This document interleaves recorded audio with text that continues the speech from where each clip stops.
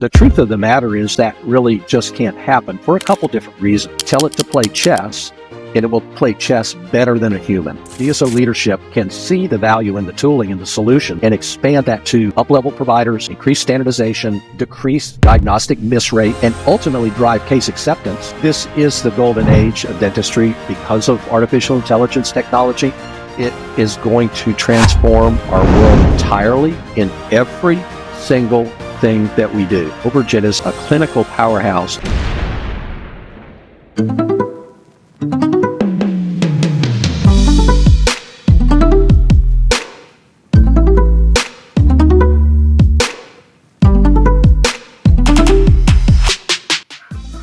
Welcome to the first episode of Smiles and AI with Dr. Neal. The first episode is with Dr. Barfield. He is a clinical director at Overjet. We had a fantastic conversation. I wish we could have spoken for a much longer time, and he's vowed to come back for part 2. But you're going to have a good time listening to this and getting some really good insight from him about what Overjet is, what it does. And as a bonus, he'll talk about his journey to get to where he is right now. Inspirational. So I invite you to listen, enjoy, and we'll see you on the other side.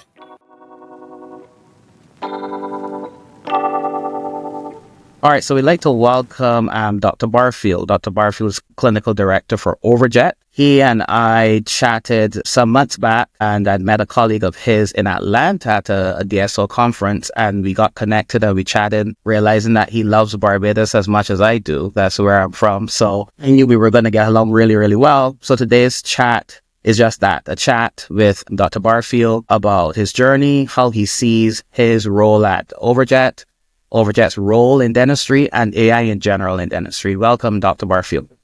Neal, I really appreciate it. Glad to be here today with you in the audience and really look forward to the conversation. Fantastic.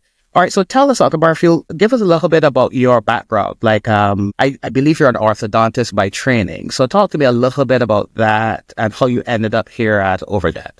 Well, I think it's a really interesting story, and it's going to be tough to limit this one to the time allotted because I really have had a long and circuitous journey. I finished at University of North Carolina in Chapel Hill in 1990, right? And like most broke dental students, I really had no idea what I wanted to do at that point in time other than I needed to pay some student loans. I applied to endodontic residency, believe it or not, during the senior year of dental school, was accepted, but realized that I had, by the senior year, suffered some burnout in dental school, right? It was tough. It's a long journey, as everyone knows. So I decided that getting out and making some money would be a good idea. And I thought that jumping into the military service, the United States Air Force, might be a good segue into dental practice of some type. So I applied for and was accepted to a general practice residency at Barfield Air Force Base in Shreveport, Louisiana, where I was trained in all the typical things you would see in a GPR. But because it was a military setting, it was heavy on trauma and heavy on pathology. So a hospital-based GPR. And after finishing the GPR, I was shipped off to Fort Bragg, Fayetteville, North Carolina, and I was deployed to Pope Air Force Base in support of the 82nd Airborne at Fort Bragg there. I was one of 10 dentists, and after having done the residency sponsored by the Air Force, I was looked at differently, and those that go through residency in the military service are different than a direct accession dentist. So I was fortunately able to practice top-line dentistry, comprehensive dentistry within the dental clinics, whereas a direct accession dentist who had come in straight from dental school might be limited to basic restorative things of that nature. My ultimately 3 years in the Air Force were really fantastic for me. They gave me a footing in dentistry in a very, very broad manner of speaking. I've seen things from the pathology and trauma perspective that most general dentists don't get to experience. And I think that really helped me in my private practice journey, which began directly after leaving the Air Force in Roanoke, Virginia, Southwest Virginia, where I went into practice with a classmate of mine from college, a former classmate from college. We'd been friends for a long time, and he asked me around the time I was due to finish my military commitment, hey, would you like to join us in practice here? We have a 5-dentist group practice. We do very well. It's a successful group, and we have good staff, good patients, and it's really a good place to be. So I went up and talked to them and ultimately joined Dental Associates of Salem, Virginia, and practiced comprehensive dentistry there in a family practice for 16 years, actually. Whoa. For a good long while. And I was doing all of the procedures that you think about in comp dentistry. We had not gotten into dental implants heavy at the stage of my career. We were still doing traditional bridges and partials, but other than that, the dentistry you would think about was comprehensive in nature. So we did all the specialties, periosurgery, endos, cosmetics, so forth and so on. And I had the trappings of life, if you will, right? The vacations, and you have a house at the lake, and you can drive a car, and you feed your family well. Things were going really well. But I began to hear a voice speaking to me that I've heard before in my career, but this time it was speaking pretty loud, and it was saying, is this all there is to this journey? Is this doing this dentistry all there is? And I ultimately answered that after a period of years with no. It wasn't. It wasn't all there was. And I decided to, even though I was in a great practice, I decided to change it up a bit and actually sold my interest and went back to orthodontic training. And that's where I landed at University of Nevada to do my ortho training. That took a couple years, and I decided to stake my claim back in private practice in orthodontics. And I did that here in Atlanta with a partner, one of the professors I stole away from UNLV, actually. Nice. And Brian and I set off to build an enterprise here in Atlanta. We had some offices around Atlanta and Athens, as well as out in the smaller communities in central Georgia. We ultimately had what most people would describe as a small OSO or a DSO. We operated it like that in many ways, but it wasn't a corporate entity, really. Just the two of us. We were servicing all the offices, sort of bouncing back and forth, driving up down the highways of Georgia pretty frequently. And that was pretty tiring. We did well with it and enjoyed it. Orthodontic practice is a wonderful way to practice dentistry. As you yourself know, the growing child is a very, very unique dental patient. It's a special setting, typically treating children and growing folks. Yes. And I really, really enjoyed that. Compared to doing comprehensive general dentistry, I really enjoyed the orthodontic side of it. But along 12 years or so into that, I was getting older at that point. I was going long in the tooth, as they say. And the little man with the voice came again and said, is this all there is? And I ultimately, through a bit of decision making and contemplating joining DSOs and that type of thing as a retirement strategy, decided that it would be best if I just sold out straight. So I ultimately found a younger orthodontist who was skilled and experienced. He'd been in it for a while. He was looking to grow his base. And so in 2022, we were fortunate enough to sell the practice assets to this younger orthodontist in basically a turnkey sale, which allowed me to be free of the clinical setting. I was off the chair almost immediately, and I was then home with my wife. Now, my wife is also a dentist, and this is part of the story. So when she saw me retire clinically and she was still practicing, she said, this is not fair. You've got to go back to work. She did let me retire clinically, so I thank her for that. But I acquiesced to her request that I go back to work. And I like to tell that story because it's fun. Many of the audience probably have dental spouses, actually. But during that part of latter 2022 and 2023, I was kind of freed up to do some things that I wanted to do. I'd done lots of things in the world. You think about the travel and the sports and hobbies and all of those fun things that we all do. But one of the things that I never had the opportunity to do during my clinical days was to dive into data science, data analytics, and technological things, which leads to the AI discussion. I was able to do that during late 2022 and 2023, doing some upskilling with IBM and Google Alphabet, as it were.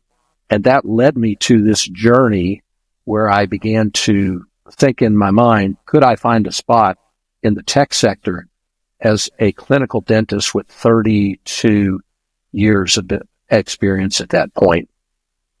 And fortunately, it happened. I actually found my way into Overjet. We were the leader in the dental AI space right now. I am a member of the clinical team. We have 14 full-time clinical dentists on this team with hundreds of years of dental experience, along with about 100 dental consultants that work on the insurance side of our business. So It's a great place to be from a professional perspective. I feel like at this stage of my career, I'm making a contribution that's very, very different than I've made throughout my 32 years of clinical practice, but in many ways is more impactful. The decisions I make, the things that I help build, the direction that I help chart for the company does and will affect millions of dental patients. While I've successfully treated tens of thousands of patients, of course, in my practice career, now I'm able to touch millions. And I think that as a position to find oneself late in their career, in the latter chapters, if you will, this is an exciting and a fun place to be. So doing some of the best work of my career right now. That's a fantastic story, because I was about to ask them what after this, because clearly you are always growing, improving, looking to do more. And what I found fascinating, 16 years doing comprehensive dentistry, then to go back and do ortho, that is significant. I don't know how you did it, but that's significant. So I'll tell you, Neal, during the, just as an aside, during the residencies, the year that I joined the residency, I was the second oldest orthodontic resident in the country, but the only one that didn't know how to operate Microsoft Office. So I had to go to the younger residents for some tutorials on PowerPoint and Excel. That is a storied career, and you ended up in the sector that happens to be growing the fastest in dentistry right now. Of course, it was an era, and there still is the era of implants and whatnot. Now there's AI taken over everything, but specifically in dentistry. So first of all, tell us why Overjet, and then tell us what Overjet is for people in the audience who may not know what Overjet is, especially. Tell us why you chose them, and talk a little bit more about what Overjet is and what it does. Yeah. Well, you can imagine, with 32 years of clinical experience, I and being fully retired from practice, I wanted to be relatively selective in where I ended up, because I wanted a comfortable place first and foremost, right? A place where I could contribute, but that my contributions would be acknowledged and I would feel like a part of a significant team. So, of course, I vetted other situations during that process. What it really came down to when I examined Overjet carefully as a clinical company is that it is just that. With the powerhouse clinical team we have, this company is led by clinicians. It was founded by a MIT computer engineer and a dentist. And the direction of the company from day one has been directed at elevating oral health, right, for all, utilizing this tool that we call artificial intelligence, along with data. And that is the direction that I really wanted my participation to go. Some of the other players that are in this space are more, let's put it this way, more tech companies that might have dentists on board or along for the ride, or maybe for credibility and validation. Overjet is the opposite. Overjet is a clinical powerhouse that happens to sell software as our product, right? Got it. We happen to sell software as our product. So those things added up to me to be, this is a place with a lot of credibility. It's founded on firm principles that are dedicated to patient care, dental clinicians, the dental ecosystem, and we are building, we were building, and I now confirm that, validate that we're building these tools for the right reasons and in the right manner. Yeah, that's important, because there are several players in the industry, as you obviously know. And I even came across an additional one today out of another country that is, doing the same thing as artificial intelligence, using to diagnose caries, open margins, bone levels, all those types of things. And Overjet, when I hear the name Overjet, I remember it as the first real AI company in dentistry that I'd heard of. When AI took off, I knew it's only a matter of time before dentistry was involved, but that was, for a long time, that was the only company that I had known or heard about. Yeah, it's interesting too. I'm sure that members of your audience, some will not know where the company started, where the roots came from. As I'm sure you're aware, when you found a startup company, one of the most important things that you have to do quickly is find a source of revenue, right? You've got to find a source of revenue. And I consider the founders of this company to be genius in that regard, in that they went initially at utilizing the artificial intelligence to help the industry or the insurance side of the house to adjudicate dental claims. In other words, could we utilize this tooling and this solution to improve the efficiency of the dental claims and adjudication process? And in doing that, they were able to get a foothold into that side of the business and sign a number of the larger payers to be able to utilize our technology and then develop some strength in that side of the business. And that started in 2018. And that's even well before the side of the house that I work on, which we call the practice side of the house, was even developed. So the company itself actually started with the insurance product and got some runway there, got a foothold, and that helped us in building the tooling, increasing the sophistication to then be able to take the product to clinicians like you and I to be able to use in our clinics, use in a DSO, so forth and so on. The concept of diagnostic AI. Yeah, I think that's fascinating, the way how you use one side to build not just credibility, but revenue to be able to start on the other side as well. So what I want to know is, what does a typical day look like then at Overjet for you? Because for what I see in my office is, when the dentist pulls up the X-ray, I know what Overjet is. I see it. It's fascinating. But what happens behind the scenes? Tell us about it, because AI is just a broad term. It's thrown around a lot. It's apples and oranges in some cases. Tell me a little bit more about the day-to-day and what goes on behind the scenes in terms of developing and building and improving on that. Yeah, well, you can imagine that in a company like this, there are multiple teams. The clinical team is only one team within the company. Two of the most important teams that exist in Overjet are the machine learning science team, and that's ultimately a term that's about building and training algorithmic models to develop inference to make decisions for us. And then the data science and data engineering teams, right? Because the data is actually the backbone of artificial intelligence, right? We've had clinical data and data of all types in dentistry for as long as you really can envision it. But what we haven't had is the ability to crunch the numbers or crunch it with compute power like we have today. So that allows us to do things in a much more efficient, a much faster fashion. Things like training models to do whatever we train them to do. So from the perspective of the teams that exist, they're multifunctional teams here at Overjet. My involvement is only partially with the product team. I spend probably 75% of my time with the sales and CS function, and that literally comes down to customer support, right? Mm-hmm. So what I'm doing is I'm often having meetings with clinicians just like yourself, and that might be a private practice dentist or specialist talking about the product, talking about the technology. It could well be a clinical leader in a small group practice, like a lead dentist who might be tasked with making decisions on adopting the technology. But oftentimes it's with DSO leadership, either the mid-market or the enterprise level of DSO leadership.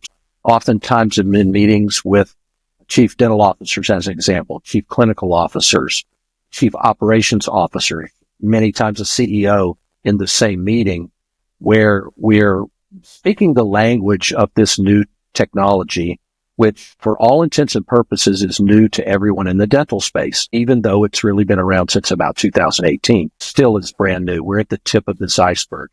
So I see my role as something of an evangelical, if you will. A lot of what I do is dispelling myths about the technology, talking about what the technology is, what it's not, what are its capabilities versus some of the dreamy things that people talk about, assuaging concerns about the technology. We all know that the concept of the Terminator is out there, and will the AI take over and drive the car off the side of the bridge and that type of thing.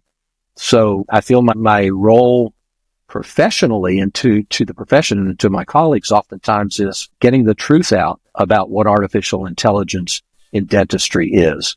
So about 75% of my time is doing this, just that, and about maybe 25% working with the product.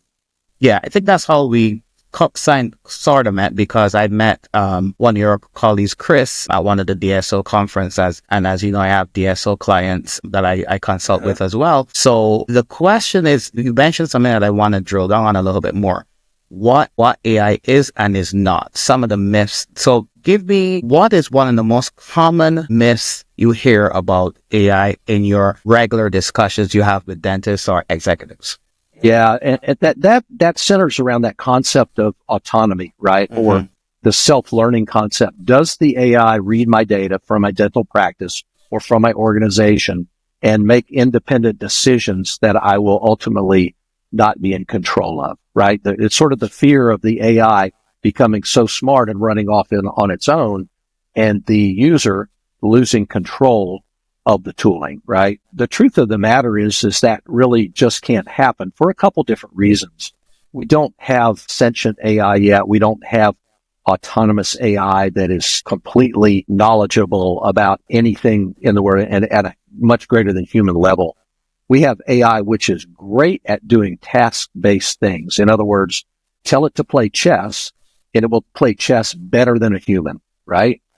Tell it to diagnose disease of some type in the medical setting. It will do that at rates much better than humans can do. But that's all it can do. That same AI cannot go across the fence, as it were, and then drive a car. Right. It can't do anything on its own. It can't take independent decisions. And in the case of dentistry, I think it's really important to understand that we are also constrained in medical care by the Food and Drug Administration or regulation. These solutions that we build that are used in patient care are medical devices. In the case of Overjet AI and our various detection devices, they're class 2 medical devices. Now, what that means is there's some risk in, if they're used incorrectly, that there could be potential patient harm. So the FDA regulates the use and approval of these devices. Now, from a ground up perspective, what that means to us as we build this technology is we have to have humans in the loop.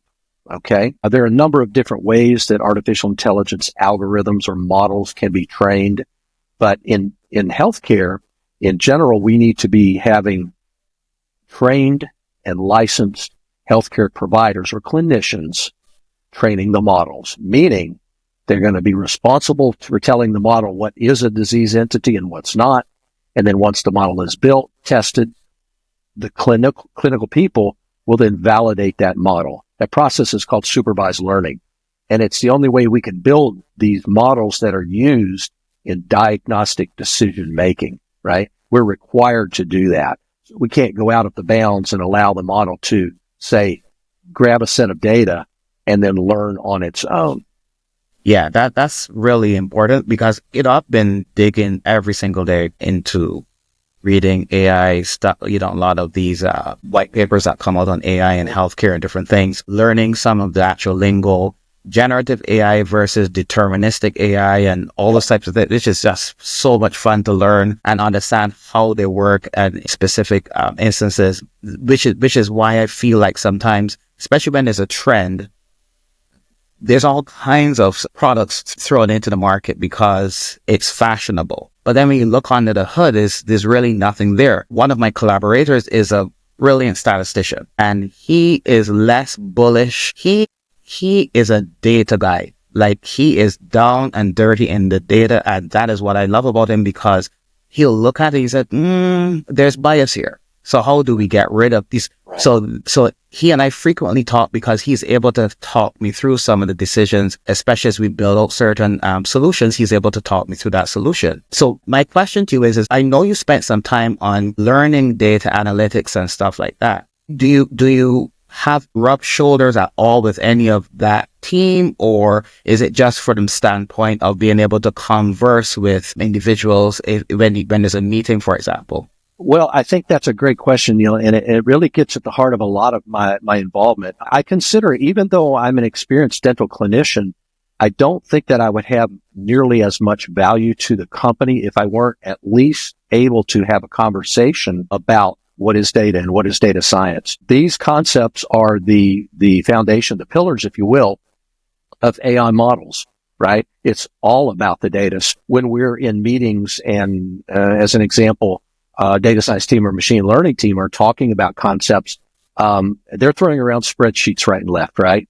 And being able to understand what Google BigQuery is an important thing to be able to understand their language. I might not be utilizing the tooling every day in my particular job, but I have to be able to understand it.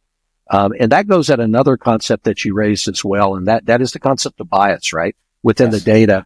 And where does that go with regard to policy and governance, right, of AI? We are going to come up upon that. The Europeans are ahead of us in that regard, but it really looks like we'll be going down that same path where we have more significant policy initiatives around artificial intelligence, and certainly in dentistry, like in any other area of society, and the governance piece as well. And so one of my passions is, as you already have seen, is learning. I'm currently completing a master's in artificial intelligence policy and governance at Purdue University as we speak. And so I'm very, very interested in the discussions that are taking place and will take place between many different stakeholders, including folks like the American Dental Association, right? We want to have a seat at the table as it regards what are the decisions that are being made around this technology that's going to impact everything that we do in our practices and our professional lives. Really, it will permeate every part of what we do in dentistry. It'll make it better. It'll make it more efficient, but it won't come without some speed bumps as well. And one of the challenges you mentioned, which is data and algorithmic bias. So we're going to have to address these concerns, I feel, and I think we will. I think we'll take a good hard look at that as a profession, and I hope, and I'm pretty confident that the ADA will be heavily involved in those discussions, in at least lending input to that discussion, even if there may not be the final determinant of the outcome. Yeah, I think you raised some really, really good points. As, like I said, I work at various offices as a mobile anesthesiologist.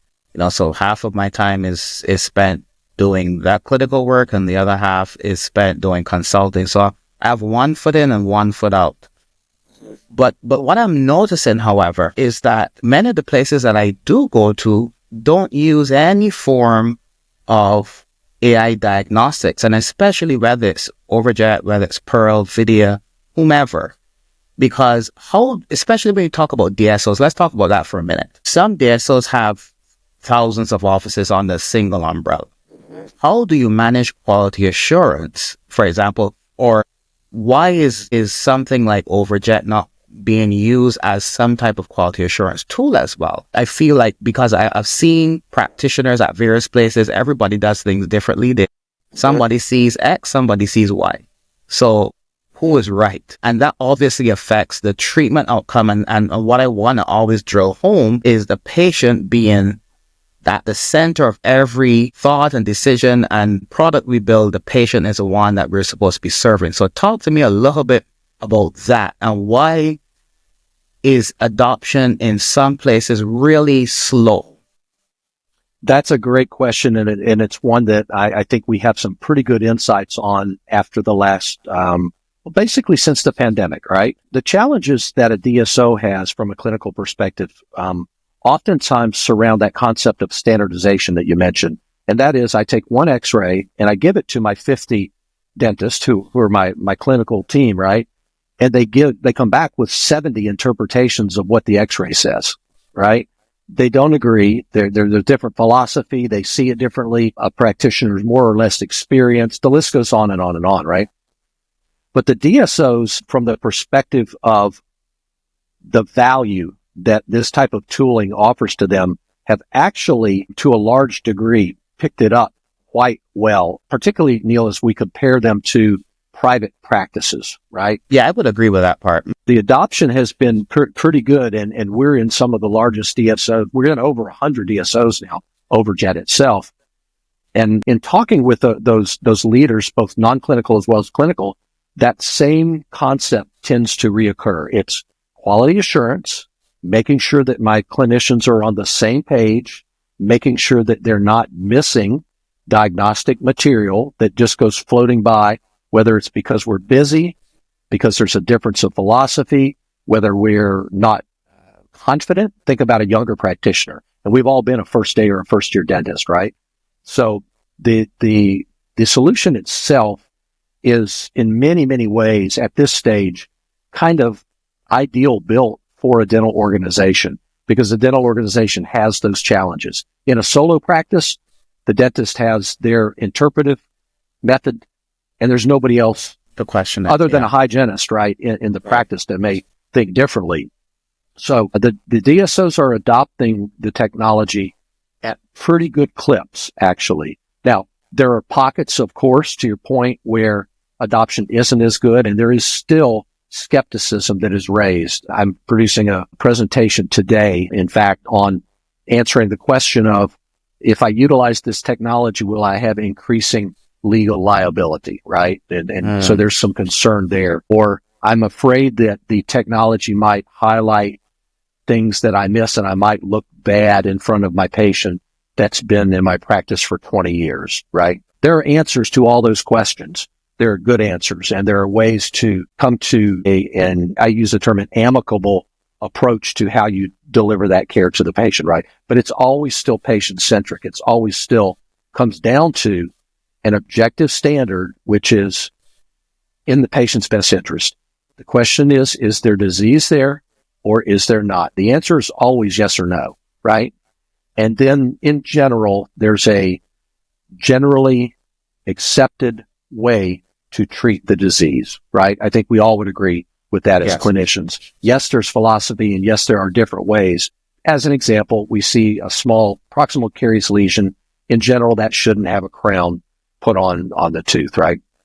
So the technology itself is actually highlighting that, and I think in some manner of speaking, it is forcing all of us in dentistry to take a good hard look in the mirror and to be able to acknowledge the fact that, yes, we do miss diagnostic findings. It just happens. We're very busy. I can remember that when I started dentistry in 1993 as an associate, I could see 2 patients a day. That went on for a long time. Ultimately, my average was about 4 to 6 patients per day.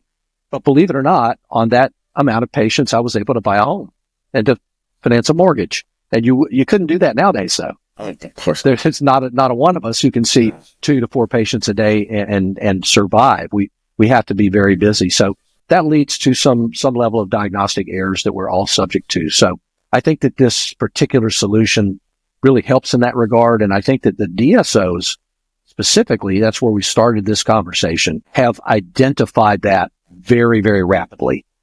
Very rapidly. DSO leadership can see the value in the tooling and the solution and expand that to, this is going to be universally good for my DSO. I'm going to be able to utilize it to up-level providers, increase standardization, decrease diagnostic miss rates, and ultimately drive case acceptance, right, for getting the patients the care that you and I both know that they need and deserve. So the DSO leadership has honed in on answering that question very, very well. Now, as you go downstream toward the private practitioners, not quite as fast, but I'm beginning to see that now as well. So I'm really curious about those conversations. So I suppose it's a mixed bag of a DSO approaching you as Overjet and you approaching them. I'm sure it goes both ways. But what are those conversations like? Like, say, for example, somebody approached you about it. What are those conversations like, for example? Because I'm always curious, because not all DSOs are equal. They're obvious. There are some that are revenue-centric, and that's what it is. Yeah. While there are others that are obviously patient-centric and would obviously have a strong desire to improve, to add anything to offerings that would improve the life of the patient. So tell me a little bit about what those decisions are like, those conversations, sorry. I'll tell you, those are great conversations. I always enjoy those on both sides, no matter who's across the table. And I'll tell you why. Even if they don't present it out front, clinical people are out for patient care. They're out for better patient care. Universally. It's in our DNA. It's in our DNA. And the beauty of this particular solution, because we have data that shows that dental patients are turning down about 65% of our treatment plans currently. That comes from dental intelligence. So they're turning down about 2/3 of our treatment plans, right? Mm-hmm. So for a DSO leader who's looking to improve patient care, first you have to deliver the care. The patient will get healthier if you detect the disease and if you act upon it, right? We can agree on that. On the other side of that fence, you mentioned a more performance-oriented DSO. Let's call it that. That DSO very clearly sees the same thing, even if they're not framing it through a lens of increasing the health of the patients, because they have to deliver the care to be able to derive the revenue that comes along with the care. If you don't deliver the care, that revenue that comes along with it quite naturally, it never materializes, right? Right. But the beauty is for clinicians and non-clinicians alike, if you can adapt, if you can identify the need and then deliver the care that has been identified, it's really simple. Identify it and deliver the care that's been identified. What comes along, tagging along for the ride? Revenues. That's a natural process of delivering the care. And it's actually what we get paid to do. So I think that those conversations are fun because they always center back to kind of the same concept. And that is that if we can just identify the disease that's present and treat it, our patients get better and our books get better. That's a win for everybody. It is. I'm just so for the patient that is not funny. So anything that I think strays from that bothers me. Tell me what are you most excited about as far as AI is concerned? So you can start with Overjet as the place that you contribute to, but then tell me about the broad scope of dentistry and what are you most excited about? Neal, you had to save the hardest one, right, for last, the one that's so difficult. As you can imagine, after engaging in this conversation so far, I'm excited about all of it. This is the golden age of dentistry because of artificial intelligence technology. It is going to transform our world entirely in every single thing that we do. The only thing that we can't utilize this technology to help with is caring and empathy, right? There are some human-centric areas that artificial intelligence will never really be able to duplicate what we do. But everything else in our world is ripe for automation. It's ripe for efficiency gains. It's ripe for precision gains, accuracy gains, anything you can think of. As an orthodontist, I'm super excited clinically about large data sets, CBCT, right? Three-dimensional data sets. Yeah. Ultimately, the findings that come off of those, the ability to understand anatomy in 3 dimensions rather than just 2. And we're building those solutions right now. We're on that as we speak. And that leads into the thing of, well, can we ultimately come up with data that defines the diagnosis, right? Orthodontics is one of those areas where there's a lot of different philosophies, right? As you well know, and depends on where you were trained. It depends on how experienced you are, so forth and so on. And it's very difficult to kind of find that truth, clinical truth, if you will. Mm-hmm. But if we can use data to actually find that clinical truth and then to come up with what is the very best diagnosis and approach on that diagnosis for the patient that's sitting in front of us, I think that's super exciting clinically. Another thing that I'm really charged up about is predictive analytics, right? Yes, the ability to predict what are the outcomes. And this is not far down the road. The speed with which we are developing this technology and that it is changing would blow your mind. In the nearly 2 years that I've been at Overjet, the company has turned over many times in terms of the look of the company or the sophistication, if you will, of the product, right? It's a different company today than it was in October of 2024. Of course. Mm-hmm. And that's an exciting thing. Sometimes it's frightening because it's difficult to ride that rocket ship. You have to keep up and you have to make sure that you're following along very, very closely with the developments.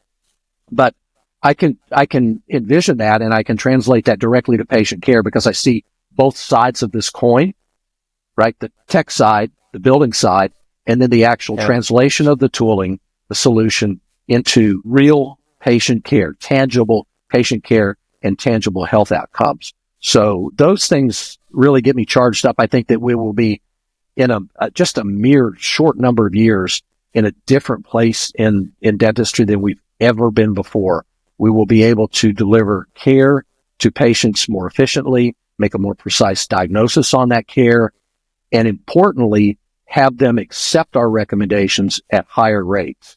I think we need to move the needle on this business about them turning down 2 out of 3 of our treatment plans. Agreed. I don't think that's acceptable for us. There are a number of reasons, of course, why they do that. Mm-hmm. But one of them is that we're telling too many different stories about the same x-ray. We need to tell the same story about the x-ray.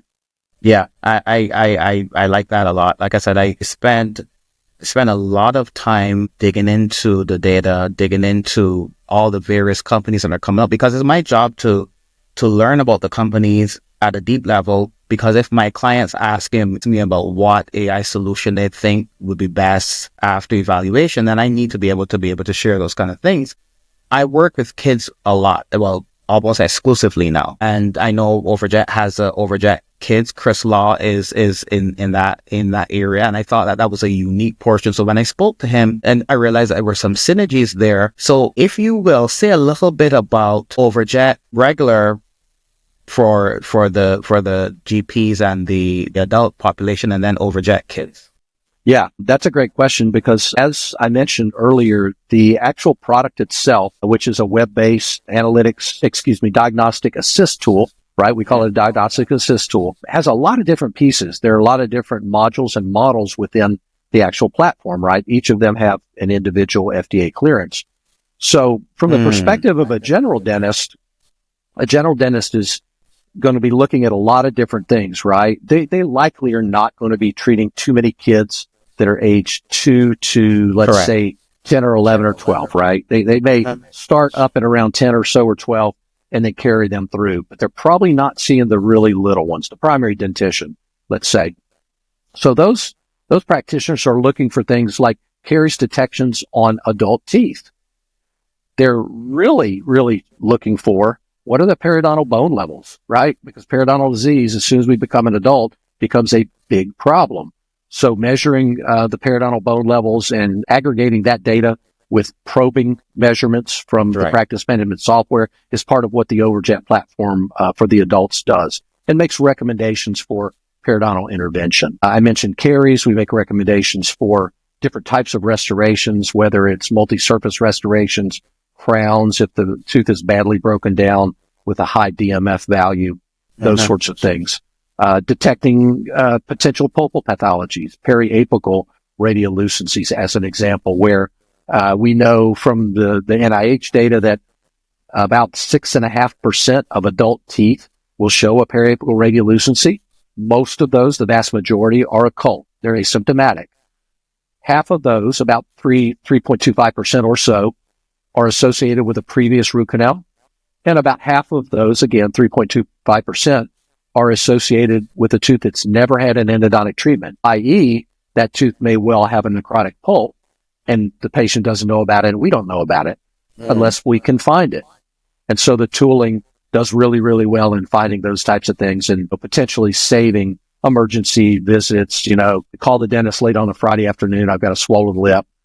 Could we have found that periapical radiolucency months ago with an automated AI tool? Well, the answer is yes, and likely we could have a better outcome for both the patient as well as the dental office. Just one example, things like calculus deposits, right? You're going to see that largely in adult patients as opposed to kids. Marginal discrepancies where there are imperfections in restorative work, right? We'll call that out as well. So the platform itself for the adult patient is more at this stage, and I'm speaking again about a developing product. It's almost like an infant, right, that grows. And like our pediatric dental and our orthodontic patients, they're not the same from day to day. They're always changing. But from the pediatric perspective, the device as it exists today is a dental caries detection device. And we have the FDA clearance to read the x-rays for dental caries down to age 4, right? To age 4. So we're now with this particular module, we call it the Pediatric Caries Assist, or Overjet for kids is another term that we give it. From ages 4 to 12 now, we've bridged that gap. The adult product was reading caries down to age 12. Now we're bringing in largely the primary dentition 4 to 12. And so the little ones, your customers, as they will. Yes, that's right. I think, I would say the average age of the kids I work on, about 4 years old. And today we have 2 3-year-olds and 2 2-year-olds. We see those frequently, but I would say the average right now is 4. That's the sweet spot for us. Those are the ages of the kids we see. And I believe more places could benefit from, because I tell you, I work across the country, and there are many places I've worked in, many different offices, and which I guess speaks to the adoption rate we talked about earlier. I work with private practitioners who, when I mention Overjet, have no clue what that. They're like, what's that? And DSOs that I've worked for as well, who I'm gonna say they must know the name, but the clinical people, the clinical staff don't know about Overjet or Pearl, or they don't know these things. And, I've had to help explain some of that to them. So I think there's it looks to me as though AI in general is just growing rapidly, but Overjet is poised for some significant growth. I think that's exactly right. And tagging on to the concept about the actual practice of pediatric dentistry and the specialties, right? We have gone at the general population for a pretty obvious reason, and that is more dental disease is detected right at the level of a general practice than in the specialty practice. There's just not as many of them. And I also think that one of my observations has been that there are slower adoptions of the newest technologies by the specialties, right? And it could well be because we haven't necessarily built them directed at the specialties yet. But the specialists, I think, are a little slower adopting than the generalists in some areas. And so we have an opportunity around the pediatric module, right, in the caries detection device, I think, to move the needle. There are a couple of places I'm really excited about that. And one of them is kind of your home in the operating room, right? You got to get to the operating room. One of the things that's real sensitive about that environment, as you well know, is that once we have the child under anesthesia, we don't have time to quote unquote sit around and drink a cup of coffee, right? It's critically important that the anesthesia become the peak of the mountain, as it were, in importance, right? So we need to be able to get the dentistry diagnosed and delivered very quickly, very efficiently while the child's under anesthesia, right? And the tooling that Overjet or an AI platform offers is that automation, right? You think about taking those x-rays in the operating room, and then you're doing something different while the AI is reading the x-rays. You just need to go back and validate them. And then we're kind of, to lack a better term, we're off to the races on getting our restorative done, getting the work that the child needs while they're under anesthesia, and limiting, hopefully, the time that they're under anesthesia. That's exactly right. And I mean, I've been talking about this for years. And this is why, like I said, we had such good conversations the first time we chatted, because it allows, it takes away some of the variance. I mean, dentists all over, we know dentists practice differently. So there's some variance, but I see variance that is just, you can fit several trailer tractors in. It's just crazy. So I feel like it will be a better service to patients for sure. And like I said, I've followed Overjet from the very first time it came out. I read the backstory on it. I didn't know about the insurance piece though. I know about the MIT part and all that, but I didn't know about the insurance piece, which is also itself fascinating. And like I said, this is something that I could talk to you about all day, because man, there's just so much richness, so much depth of stuff to talk about, because you haven't even talked about some ortho stuff. So stay tuned. There's some ortho stuff coming down the pike. I'll share with you as well. But Dr. Barfield, I want to thank you so much for agreeing to share with the audience your story, and also about what Overjet is and what it does and how it can benefit patients. And I look forward to chatting with you again. And I hope you have a wonderful time there in Atlanta. It's probably just as cold as it is here in California. But yeah, I hope you have a wonderful rest of the week. And thanks again for stopping by. Neal, this has really been a pleasure, and of course an honor as well. I appreciate the time to talk to the audience. I love talking about AI. I'm really passionate about this, and I'm hopeful that we can circle back and do this again and do an even deeper dive. Yeah, as we were talking, I was like, oh my God, we don't have enough time. We got to come back because there's a bunch of stuff I want to talk to you about, and I'm pretty sure the audience is going to benefit from that. So look forward For sure. to another chat. No, it's great. Listen, have a wonderful evening, and we'll talk soon. Okay, take care. Thanks again. All right. See you later. Bye-bye.